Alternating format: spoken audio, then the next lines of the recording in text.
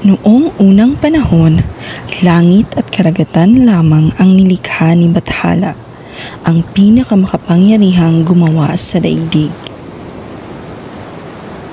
Dahil napakalungkot tingnan ng daigdig, nilikha niya ang isang napakalaking ibon na tinawag na Haring Ibon.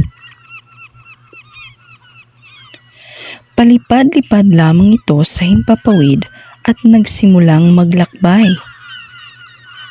Sa kanyang paglipad nga ay puro karagatan lamang ang kanyang natatanaw.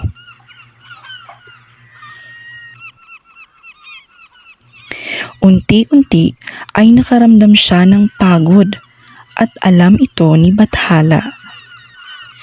Naawa siya kay Haring Ibon kung kaya't pinaulan niya ng napakaraming malalaking bato mula sa kalawakan upang magkaroon ng kalupaan.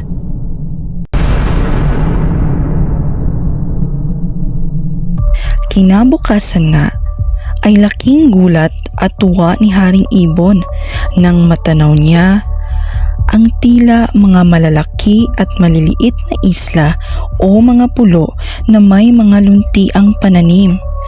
Tila isa itong paraiso na lupang hinirang. Isang araw, nilibot ni Haring Ibon ang mga isla upang makita ang iba pang mga nilikha ng Bathala. At nang mapagpasya niyang magpahinga, dumapo siya sa isa sa mga kawayan. Ngunit nagulat na lamang siya nang makarinig ng malakas na katok mula sa kawayan.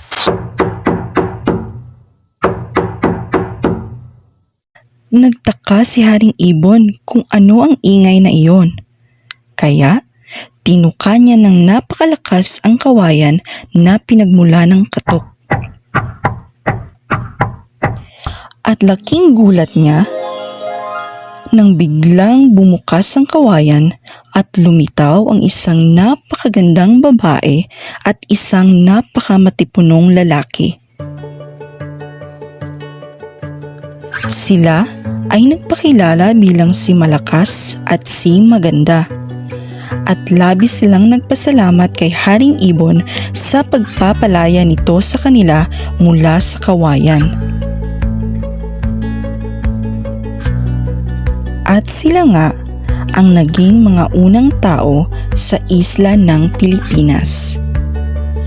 Nang dahil sa kanila ay umusbong ang maraming lahi ng tao, hindi lang sa Pilipinas kundi maging sa buong mundo.